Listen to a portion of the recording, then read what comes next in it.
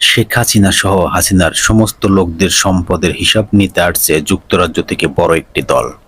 পাচার হওয়া সমস্ত টাকা ফেরত পাওয়ার আশ্বাস।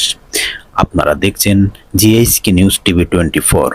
সকল সত্য খবর জানতে দয়া করে চ্যানেলটি সাবস্ক্রাইব, শেয়ার ও একটা লাইক করতে ভুলবেন না প্লিজ।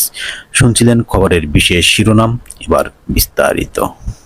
ক্ষমতায় থাকা অবস্থায় অবৈধভাবে বিপুল পরিমাণ অর্থ সরিয়েছিলেন হাসিনা সরকারের সঙ্গে থাকা মন্ত্রী, এমপি সহ বিভিন্ন স্তরের সরকারি কর্মকর্তারা। 5ই আগস্ট শেখ হাসিনা ভারতে পালিয়ে যাওয়ার পর থেকে বিভিন্ন ব্যক্তিদের অবৈধ সম্পদের তথ্য বেরিয়ে আসে বিভিন্ন মাধ্যমে।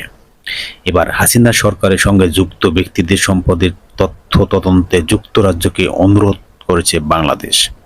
অন্তর্বর্তীকালীন সরকার দায়িত্ব নেওয়ার এরপরেই লন্ডনকে ঢাকার পক্ষ থেকে এই অনুরোধ জানানো হয়।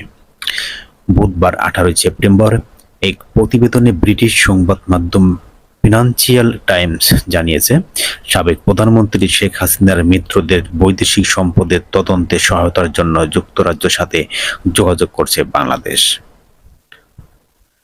মূলত ক্ষমতাচ্যুত স্বৈরাচারী সরকার সদস্যদের দুর্নীতি বিরুদ্ধে জোরদার নেমেছে বাংলাদেশের নতুন সরকার। বাংলাদেশের কেন্দ্রীয় ব্যাংকের নতুন গভর্নর আহসান মনসুর বলেছেন, হাসিনার শাসনামল ব্যাংকিং ব্যবস্থা থেকে কমপক্ষে 2 লাখ কোটি টাকা বিদেশে সরিয়ে নেওয়া হয়েছে কিনা তা তদন্ত করছে নতুন সরকার।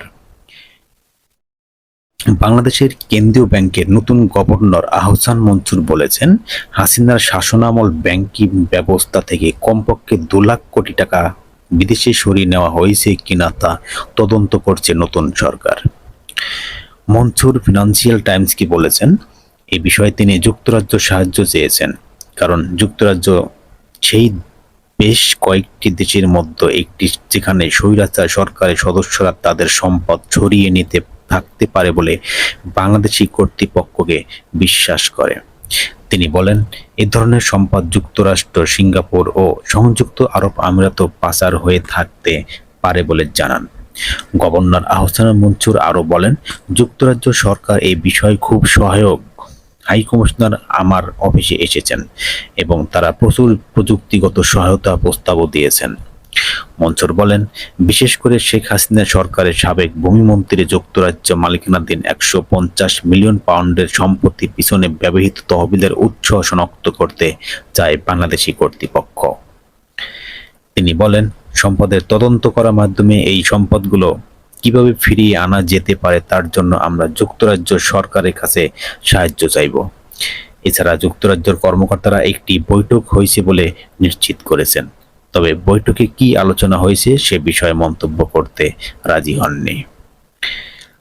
ফিনান্সিয়াল টাইমস বলছে, ছাত্র জনতার গণ আন্দোলনের মুখে শেখ হাসিনা গত মাসে ভারতে পালিয়ে যান, কিন্তু ওই দেশে তার অবস্থান ঠিক কোথায় তা অজানা এবং এ বিষয়ে মন্তব্যের জন্য তার সাথে যোগাযোগ করা যায়নি।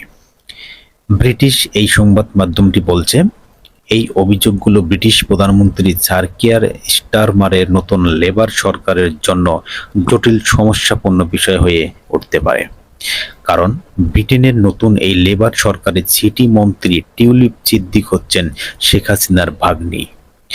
টিউলিপ সিদ্দিক এই অন্যায়ের সঙ্গে জড়িত এমন কোনো ইঙ্গিত দেওয়া হয়নি। আবার এ বিষয়ে মন্তব্যের জন্য অনুরোধ জবাবও দেননি টিউলিপ সিদ্দিক। বাংলাদেশের অন্তর্বর্তীকালীন সরকারের প্রধান উপদেষ্টা ও নোবেল শান্তি পুরস্কার বিজয়ী অন্তর্বর্তী সরকার অর্থনীতিবিদ অধ্যাপক ডক্টর মোহাম্মদ ইউনূস এ বিষয়ে ব্রিটেনের সাহায্যের জন্য ঢাকায় যুক্তরাজ্যের হাই কমিশনারের সাথে দেখা করেছেন। ডক্টর ইউনূসের প্রেস সেক্রেটারি শফিকুল আলম বলেন, বাংলাদেশি কর্তৃপক্ষ বাংলাদেশ থেকে চুরি করা এবং বিদেশ পাচার করা অর্থ উদ্ধার করতে যাচ্ছে। এটি এই সরকারের অগ্রাধিকারগুলোর মধ্যে প্রধান একটি কাজ। 17 কোটি মানুষের দেশ এবং বিশ্বের দ্বিতীয় বৃহত্তম পোশাক রপ্তানিকারক বাংলাদেশে শেখ হাসিনা 2 দশক ধরে ক্ষমতায় ছিলেন।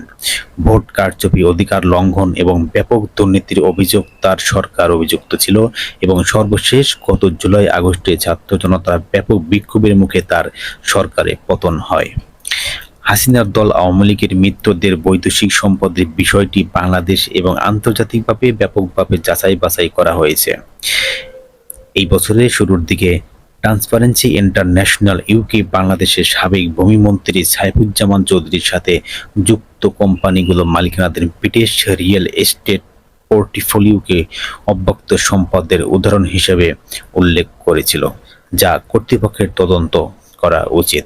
খুব শীঘ্রই বাংলাদেশ থেকে পাচার হওয়া সমস্ত কিছু ফিরিয়ে পাওয়ার আশ্বাস দিয়েছে বা আশ্বাস রেখেছে বাংলাদেশ যুক্তরাজ্যের উপরে। ধন্যবাদ বন্ধুরা ভিডিওটি দেখার জন্য। এরকম লেটেস্ট তাজা নিউজ পেতে দয়া করে আমার এই চ্যানেলটি সাবস্ক্রাইব, শেয়ার ও একটা লাইক করতে ভুলবেন না প্লিজ। দেখা হবে পরবর্তী কোনো নতুন সংবাদে। সে পর্যন্ত ভালো থাকুন, সুস্থ থাকুন। আল্লাহ হাফেজ।